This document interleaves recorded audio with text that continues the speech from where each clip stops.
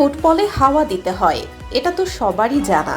কিন্তু ফুটবল খেলতে হলে বলকে চার্জ দিতে হবে, এমন কথা কি কেউ শুনেছেন? বিশ্বকাপের অফিসিয়াল ম্যাচ বল ত্রিউন্দা চালাতে লাগবে বৈদ্যুতিক চার্জ।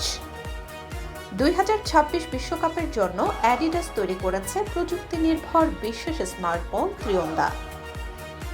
এই বলের ভেতরে রয়েছে অত্যাধুনিক মোশন সেন্সর চিপ, যা সচল রাখতে নিয়মিত চার্জ দিতে হবে। একবার ফুল চার্জ দিলে বলটি টানা 6 ঘন্টা কাজ করতে পারবে। মাত্র 14 গ্রাম ওজনের এই চিপটি বসানো হয়েছে বলের ঠিক কেন্দ্রে। এতে রয়েছে 500 হার্টজ সেন্সর প্রযুক্তি, যা প্রতি সেকেন্ডে 500 বার ডেটা সংগ্রহ করতে পারে। ফলে ফুটবলারদের পায়ের স্পর্শ, বলের গতি, ঘূর্ণন কিংবা গতিপথ সব তথ্য মুহূর্তেই পৌঁছে যাবে কন্ট্রোল রুমে। বিশ্বকাপে অফসাইড, হ্যান্ডবল বা ফাউলের মতো জটিল সিদ্ধান্ত নিতে রেফারিদের বড় সহায়তা করবে এই প্রযুক্তি।